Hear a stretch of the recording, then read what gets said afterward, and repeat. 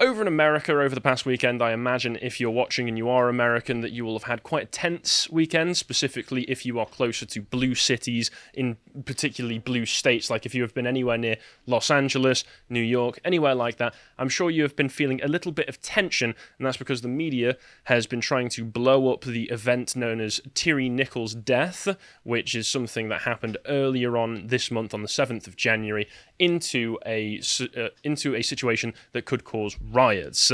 I do not think that it is right that the media has done such a thing. I also do not think that it is right that the media has tried to, despite the fact that Tyre Nichols, who died after an altercation with police officers. I know we can't say anything too specific about what our opinions on it because of the fact that there's no charges, or at least the charges that have been brought forward need to go through a court first before we can say whether it was murder or not. But the event seems to be being used by the media to try and suggest that despite the fact that the 5 people that beat him were all black, that it was still white supremacy, we need to abolish the police as usual. You get through all of the same talking points. So that's what we're going to look at today. And before I go any further, I want to draw everyone's attention to the most recent premium podcast that Connor and I put together. This was my baby, something that I'm very proud of, talking about the dark side of MLK, as you can imagine from the thumbnail there, talking primarily about how he is not a conservative hero, and it does not benefit the right wing or conservatives or anybody who considers themselves not to be a progressive in any way to deify the legacy of this man, to turn this man into some kind of saintly martyr. He was not, in my opinion, a good person on a personal level. I do not believe that his legacy that he left behind is anything to shout home about. I believe, in fact, that it has been massively detrimental to general civil liberties in the US, and also the well-being and welfare of blacks in America as well. Certainly have not been benefited by the affirmative action that came out of the Civil Rights Act, and certainly were not benefited by things like encouragement of single motherhood within black communities. There have been lots of things, and now what we're living in is just the post-civil rights era, given that what actually happened was that, sadly, the Civil Rights Act of 1964 acted as a separate and replacement constitution from the original constitution of the 18th century. As a point of clarification, we obviously agree with content of character, not colour of skin. In this podcast, we go through the truth of what actually MLK did in his lifetime. And it's not like he even wrote that line in the first place. Yeah, but it's also, we're judging MLK by the content of his character and find it wanting. So go subscribe for £5 and listen to this history lesson. Absolutely, we did. So before the video footage of Tyre Nichols was released on Friday, there were other bad events going on in America, particularly in Atlanta, because there were riots erupting down there. So they mainly centered around attacking the police foundation headquarters that's in Atlanta at the moment. This that we've got on screen right now, if you can see that, this is the body cam footage of the police encounter with Tyre Nichols. It's actually very distressing to watch. It is available online, as you can imagine, but it doesn't paint a very good picture. But once again, before that, the Atlanta riots went on last weekend. They were Antifa members and other sorts of lefty activists attacking the police foundation headquarters and protesting new police developments after an incident where a black man was killed by the police. And I think we can guess where all of this is going, and this does not relate to the Tyre Nichols story other than to just show that there are still lots of racial tensions going on in America and lots of opportunities for activists to take advantage and make an excuse to be able to destroy cities, burn down police buildings, and generally loot, burn, and murder. Anyway, I'll read a bit from this article, which I think, if you scroll up, was it's on Yahoo News, but I think it's taken from Fox News, just to be clear. So the incident was an activist, Manuel Esteban Paz Terran, who was 26 years old, killed by a police officer after allegedly refusing demands by authorities on Wednesday and allegedly fired a gun at state troopers at the Atlanta Public Safety Training Center. Big surprise there. Activists have been camped out on an 85-acre planned facility known as Cop City, and that's the colloquial name given to it by the activists because they, of course, want to denigrate it. In recent days to protest the planned training center when Tehran was shot and killed after authorities tried to remove the protesters from the plot of land on Wednesday, they vowed to continue their protests in the way that only leftist activists can, violently. An individual without warning shot a Georgia State Patrol trooper, said the Georgia Bureau of Investigation Investigations Michael Register, and he continued and said, other law enforcement personnel returned fire in self-defense and evacuated the trooper to a safe area. The individual who fired upon law enforcement and shot the trooper was killed in the exchange of gunfire. Because you play stupid games, you get stupid prizes. Tyre was an activist working against the development of the City of Atlanta's Public Safety Training Center, and his fellow activists vowed to protest against the facility after and the police after his death. The Twitter account Scenes from Atlanta Forest called for a night of rage to enact reciprocal violence to be done to the police and their allies, according to a post. A total of 7 people were arrested and charged with domestic terrorism after the riots. Some of those arrested were found with explosives. That's always fun when that happens. And Pedro Gonzalez, fantastic journalist who works for Chronicles, I think he's an associate editor there and also has his own Substack, broke down some of the information as far as he found and gave some interesting info and tidbits regarding that group I just mentioned a moment ago, Scenes from the Atlanta Forest, who are organising this protest. He says Atlanta is suffering a wave of riots, leftist shot cop, Mayor Andre Dickens said people are facing domestic terrorism charges, and as it turns out, these protesters are connected to the Democratic Party's political apparatus. Big surprise they always tend to be. Tyre was connected to a movement called Defend the Atlanta Forest. In a tweet, the group indicated Tyre was fond of cop killer Assata Shakur. Once again, all of these people tend to be fond of cop killers. The left-wing outlet Green Matters described Defend the Atlanta Forest as decentralized with no official leadership, excuse me, spokespeople or organization status in order to retain anonymity, and is made up of various individuals and groups. But the group's website shows that it's plugged into the Democratic Party's broader organizational network. So this is once again the fallacy that these organizations and groups tend to be grassroots comes butting into the head with the political reality that oftentimes they are massively funded by outside organizations and vested interests. So the website states that you can assist them by donating to the Atlanta Solidarity Fund to support legal costs for arrested protesters and ongoing legal action. So once again, if we've got protesters breaking into shops and looting things, we want to make sure we get them back onto the streets as quickly as possible so we can get them back stealing some Nikes for the cause, bruv. The Atlanta Solidarity's Fund donation page shows that it is hosted by Action Network, an online platform that left-wing groups use to organize and fundraise. The Action Network's big clients are the Democratic National Committee, the AFL-CIO, and Black Lives Matter. Black Lives Matter themselves affiliated with Act Blue, the Democrat funding super PAC, so it's all the same beast. It's always all the same beast. This website prominently displays the following advertisement. After 3 months of using Action Network, the DNC shattered all sorts of fundraising records. So if you're not convinced that they have a close relationship with these people, if they're using the platform to raise lots and lots and lots of money, the likely matter is that they've probably got deep connections with them. In short, the fundraising apparatus and political network designed to keep people engaged in domestic terrorism, as Dickens said, out of jail is connected to the Democrat Party and its proxies. One other part of the story, or just a note in conclusion, Pedro says, is that there exists no institutional or organizational parity on the right to get away with this sort of thing. Democrats are effectively subsidizing domestic terrorism, and there are no consequences, because there never is, because they're always in charge of these when these situations go down. And when the right are in charge when these situations go down, we say, oh, let's be fair. Let's be fair. Let's not punish our enemies who want to kill us. It's ridiculous suicidal thinking.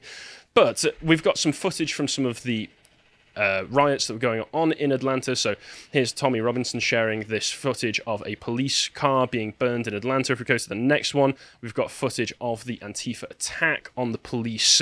I think this was on the Police Foundation headquarters. So yeah, they're just picking up bricks, smashing the windows, doing typical Antifa stuff, and nobody's doing much to stop them. Here we've got footage that Andy No shared of some of these protesters being arrested. What you can't hear, if you just click on the image so we can hear the audio here, John. I'm sorry, my sympathies don't go. Yeah, my sympathies don't go with that because it's clearly performative. So you got it? Listen as well to what they actually start shouting. So you got it? We all got it on video. Fucking hurt our friend. Well, it seems we might have missed it for a moment there, but what a lot of these women are shouting is, I can't breathe. Yeah, you could hear it when it started. You! Yeah, these you can pause it now, John. Just we've heard what we needed to there. Thank you. So yeah, they're just shouting, "I can't breathe." It's incredibly performative. They're trying to make it seem that they're another George Floyd because these movements want another George Floyd, not because they care about the people involved or care about the lives lost, mainly because they care about the political excuses to go out and riot. As always, CNN were back to their old tricks as well and decided to release this statement in their own coverage of it, where the guy on the left here, I don't know this guy's name, he's just average CNN David reporter. Piesner, freelance journalist. Oh yes, right there at the bottom of the screen. Thank you for that catch. I could have come across as quite the numpty. He was just saying we shouldn't describe it as violent. We shouldn't use the word violent to describe it. After all, they're only attacking property. There is literally real violence has never been tried. God, okay. All right then. I mean, if this is what they call non-violent, can you imagine what violent protest looks like? If you're setting things on fire and stealing it's things... Kenosha. Yeah, if you're setting things on fire and stealing things, why am I not to immediately suppose that you won't escalate to killing me if I get in the way of said property? Like David Dawn. Yeah, the way they always do every time somebody does. Or, say, for instance, in Portland, I forget the name of the man who was simply walking down the street wearing a MAGA hat who got shot by a crazy leftist Antifa protester. So, interesting how this always happens, but that's what was been going on in Atlanta. Let's move on to the Tyre Nichols incident. So, I'll read through here what we know about it, and then I'll discuss my opinion on it, having watched all of the police camera footage and the body cam footage. So Nichols was stopped at around 8:30 on January 7th for alleged reckless driving in Memphis. A confrontation occurred and the suspect fled the scene on foot, the police report said.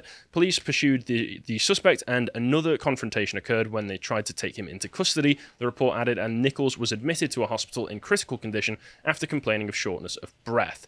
It seems that he wasn't overdosing on anything this time. It's not that kind of situation. I saw a Newsweek report that said he had no prior criminal history. Yes. So this obviously requires further investigation, but this does seem, as far as what we have seen, to be an overreach of police power and capricious and excessive brutality. Yeah, as far as I can tell, judging by watching the footage, it seems to be open and shut police brutality. I know that there are some people who are suggesting that he was resisting arrest, and there's an argument to be made there and that he shouldn't have resisted arrest. If he had been more compliant, perhaps they would have gone easier on him, but at the same time, what he was doing to resist arrest, so to speak, did not in the slightest justify the massive overreach of a reaction that he received. Yeah, he wasn't on any drugs. There were 5 police officers, all larger than him. I think he was 60 pounds underweight, and they'd already pepper sprayed him, and even if you do need to detain him with a bit of force, that doesn't require beating him over the head with a truncheon within an inch of his life. Yeah, and this time, if you watch the footage, he's calling for his mother. This time, it actually was his mother that he was calling for, because he was actually on the street where his mother's house was, and he was trying to call for her so that she could come out and help him. This is not a case of some fentanyl addict screaming out for his girlfriend who he has the nickname Mama for, and then people misinterpreting that. No, it seems that what we're being told about this information, judging by the footage that has been released, has been accurate. The only thing that we can say about it, though, is that it's very strange that the footage was released on the Friday, and immediately all of the media networks decided that what they wanted to do was tell everybody, riots are going to happen. Some bad thing happened to a black guy involving police 1,000 miles away in a completely different state that you've got nothing to do with. Watch out this weekend because there might be riots. And sadly, I can understand after the summer of 2020 why they would have this reaction. I do think the media wants to put it forward as being a thing that is going to happen in every single occasion because it means that they get more clicks, it means that they get more news to report on, but at the same time, it's pretty reasonable to assume, if we scroll down just so we can see which cities in particular are highlighted,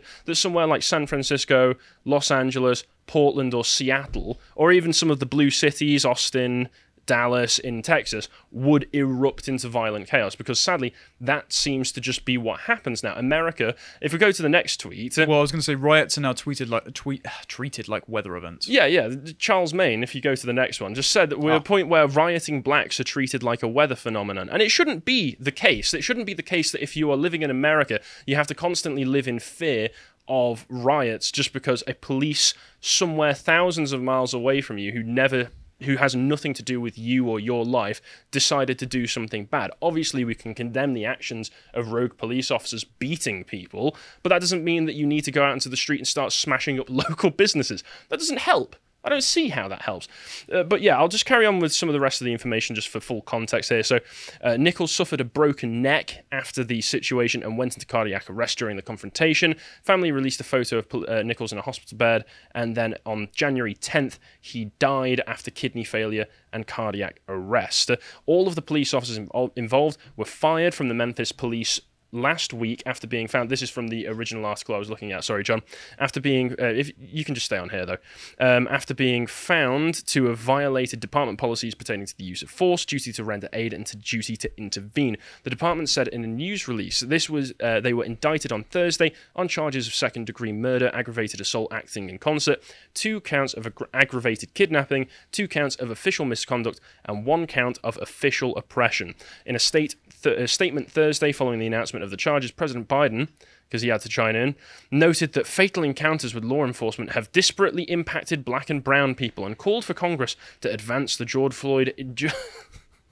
Sorry, I've got to laugh when they call it the George Floyd Justice in Policing Act, a police accountability bill that stalled in the Senate in 2021. I assume that would be after all of the defund the police movements went through, got them to actually defund the police, and then saw an immediate spike in violent crime and went, hold up, we should be refunding the police. But they're not disproportionate based, not on population. That's not the factor you have to look at, because again, it's not half the population of Where's the black the crime? community. Who's committing the crime? It's It's a very small portion of the black communities. It's about who has the most interactions with police and obviously who resists arrest. In this case, it seems to be a clear-cut case of police overreach by 5 black officers and 1 black guy. There's not even a racial dimension to this. However, if you look at other cases, white people are more likely to die in police custody than black people, despite being the majority population, but having less interactions with the police for violent crimes.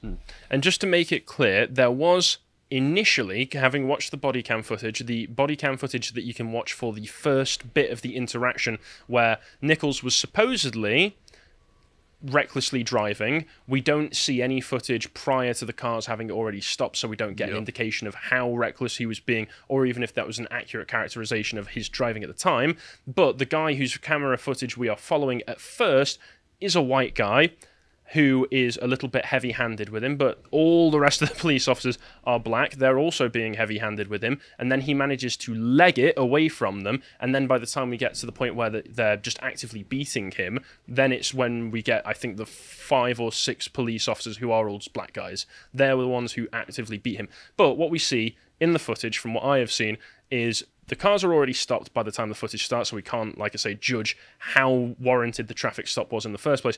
But they're all very aggravated. They're all already very angry. They go up to the door, they open the door, they yank him out, they throw him on the ground and immediately start shouting to present his hands. He's shouting, I didn't do anything. What am I doing? What are you doing? I didn't do anything. I've not done anything wrong. They try and grab his hands, but he seems to be trying to keep his hands away from them. And to be fair, in that situation, being dragged out and thrown straight onto the street, I would probably be freaking out as well. You can make the argument that in trying to keep his hands away from them so they couldn't cuff him, he's resisting arrest. That's a fair argument to make, but in that situation, I don't know if I'd have done any different, because it's freaky. You expect to put interaction with the police in this situation to be, they get you out of the car and they cuff you, but they're not screaming at you, they're not chucking you to the ground. But once again, we don't have the context of what happened prior to the video starting. He manages to get away because one of the guy whose camera we're following has a taser on his leg. I don't know if he tased him or not. They had the taser on his leg. He legs it away. The cops, in the process of doing all this, managed to accidentally pepper spray themselves, which is a little bit funny. Horrendous training, yeah. Not going to lie. And then all the other footage that we see is from the perspective of either a poll camera that was on the street that he was beaten, or from the perspective of the police officers who were beating him, and it's not good. They managed to tackle him down. They're shouting once again, give me your hands. He's trying to either is one of two things. Either he's trying to keep his hands away for him, or the way that they are kneeling on him and the position they have him in, he can't give them his hands. And then as a result, they just start beating on him. And it is pretty brutal, and it seems completely undeserved. I'm sure there are some people who might be able to excuse it or give a better explanation for why, but that's the take that I've got from it. And I think it is right that because it led to this guy's death, and even without it leading to this guy's death, that what happened was unwarranted. what happened was brutal and unnecessary, and that these people should probably be charged. That's my take on it as it starts right now. But it's the fact that the media immediately went into overdrive saying, riots! Riots! There's going to be riots! Board up your windows! There's going to be riots! You best get prepared, because guys are going to come and smash through and steal all your stuff. And once again, I can understand why, but the fact that the media want it, they were relishing in the idea that it might happen. Like, we've got Fox News here, and this was Georgia Governor Brian Kemp issued a state of emergency order on Thursday ahead of a potential protest in Atlanta over the weekend in an effort to prevent the unrest and chaos that occurred during last week's riots. That would be referring to the Atlanta ones again. The order calls for 1,000 National Guard troops to be called up, and it expires on the February 9th. The order said the state of emergency was declared because of unlawful assemblage, violence, overt threats of violence, disruption of the peace and tranquility of the state, and danger existing to persons and property. And police departments in major cities like Austin, LA, Washington, D.C. We're all preparing for potential unrest at the same time. I can understand why, but if you lived in a sensible country, this would not be national news, this would just be local news, and it would be something bad that happened in a particular town, in a particular situation, that doesn't have to impact everywhere else in the country. I very much doubt that the Iowa police have much to do with the Memphis police, for instance. But in the UK, we also had our own favourite talking heads decided to chime in for some reason, where David Lammy was, it's traumatic, it's exhausting, tragic to constantly watch the footage. It doesn't need to. It doesn't need to be, because you don't need to watch it, because guess what? England, our tiny little island, Britain, off the edge of Europe, doesn't have to have anything to do with America, if we don't want it to. But you do want it to, because you want the martyrs, you want the victims, so that you can push your grievance politics and push for changes that you want, which almost inevitably always give you more institutionalized power. Dr. Scholler decided that she wanted to chime in as well, everybody's favourite doctor, where she was talking about it being black and brown gatekeepers. The fact that it was 6 black dudes beating this guy meant that we can't call it white supremacy, when it was white supremacy. That's the attitude that she's giving. Head of the MLK Center and Martin Luther King himself, daughter Bernice Kings, decided to speak out against communal trauma, saying that you don't have to, in the next link, John, please.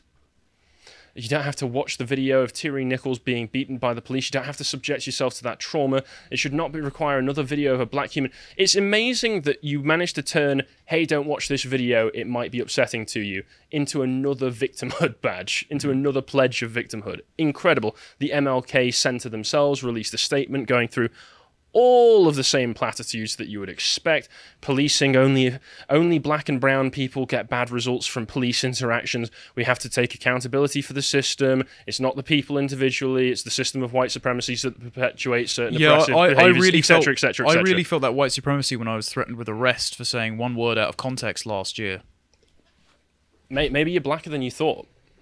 Maybe you can apply for them nice victim books. Anyway, and we've also got this last one I pointed out here, where they just say it outright, okay? How can it be racist if the police are black? Because the institution of policing itself is racist. That's right. Upholding law and order, the sorts of standards that we've come to expect in the West, in the US and the UK and elsewhere, is just inherently racist. And that is what these sorts of people believe, and you can maybe make an argument for it if all of the police officers everywhere were white, and they were only doing it to black guys. But when it's 6 black guys, you're stretching.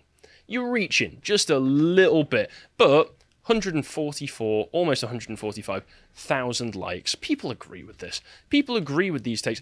There is a subsection of the US population and the UK population and a lot in the West in general now that just believes policing in general is inherently racist and therefore needs to be abolished. It's not because they actually care about people's well-being, it's because they care about going into the streets and smashing stuff and stealing stuff. That's as far as I can tell. And in the next one, we've got the incredible opinion piece from CNN. The police who killed Tyre Nichols were black, but they might still have been driven by racism. If I just squint really hard, I can find a way that this was racism. It's somehow. by Van Jones, by the way, who has a history of working with the Obama administration and was very corrupt, and then he called the election of Donald Trump white lash. He also points out at the beginning of this article that in the early 90s, after the Rodney King incident, that he was arrested in the LA riots that took place afterwards. So I'm sure upstanding, charming gentleman, and we don't need to read it because the article says everything that you think it does. If you were to type this headline into ChatGPT or whatever it is and say, write an article based off of this, it's everything you would expect to come out. You can literally get AI to write these articles now. But what it actually turns out is that in the post-George Floyd order, as reported by the Post-Millennial, the Memphis Police Department dramatically lowered their standards before hiring 2 of the officers charged in Tyre Nichols' death, and a few of the other officers were involved previously in some pretty suspect behaviour that seems to have gone either unnoticed or just not really been cared about by the police. And I wonder if that is to do with the fact that Memphis at the time had a campaign going saying if we have a greater diversity within our department, then less people will be beaten and hurt. Because they say a more diverse, I think I saw the advert for it, it's like a more diverse police department commits less crimes or beats less people, has less police violence. What is it with Tennessee police departments? Because wasn't it also Tennessee where that female police officer recently got gangbanged by the entire office? Oh yeah, it was. Very strange what's going on in the state. This is a red state again. These are just very communal communities. They like sharing. That's just what goes on down there, I suppose. But anyway, so the police officers involved, they've all got strange names, so apologies. Tadarius Bean, Demetrius Haley, Emmett Martin III, Desmond Mills Jr., and Justin Smith all had been Memphis Police Department officers for just a few years when the fatal beating occurred on January 7th. Bean and Haley in particular have only been in the force since August of 2020, after the department lowered the education standards. MPD recruits are no longer needed an associate's degree or 54 college credit hours and could just get by with only 5 years of work experience. And I assume that's just general any work experience, so that's not a good start. And in 2021 and 22, recruitment was struggling so badly, the department offered $15,000 signing bonuses, and last year the department also reportedly lowered the fitness requirements, doing away with the time physical ability test. The department even offered waivers for felons to join the force, according to the New York Post. So this doesn't sound like it's a consequence of white supremacy, if you take white supremacy to mean certain Western standards generally taken from Britain, for instance, that were exported across the world. It sounds like it was relinquishing those white supremacist standards that might have led to this in the first place, because it means that the police officers on the street were not as qualified and not as safe as police officers that could have been out there otherwise. Very interesting. And but thankfully, in regards to the riots the media were absolutely guaranteeing were going to happen, you should all be very, very afraid. There was some looting in Memphis. Like this bike shop was looted. There were Tyre Nichols riots in Memphis, by the sounds of it. But other than that, I've not really seen much. NYC was apparently driven to a standstill, but the most that I've been able to find in regards to riots that were going on was this and this next clip, which was just an actually peaceful demonstration in the middle of New York. Now, I'm not saying that this won't escalate further. I'm not saying that this won't lead to more riots, just that this is the information and this is the footage that I've been able to find at the moment. So it seems to mainly be not anywhere near as terrifying a response as George Floyd was, but I did see somebody on Twitter pointing out that it might just be because it's January and it's cold and it's less fun to riot in the cold. So we'll see where this is going, but it doesn't appear to me that Tyre Nichols' death had anything to do with white supremacy. If you appreciated that segment from the podcast of the Lotus Eaters, you can go to lotuseaters.com to get access to all the premium content we have on the site, such as the Epoch series, this one on Tiberius Claudius Caesar. If you'd like to find out what else we put out, you can follow us on Getter at lotuseaters_com on Getter. Thank you and goodbye.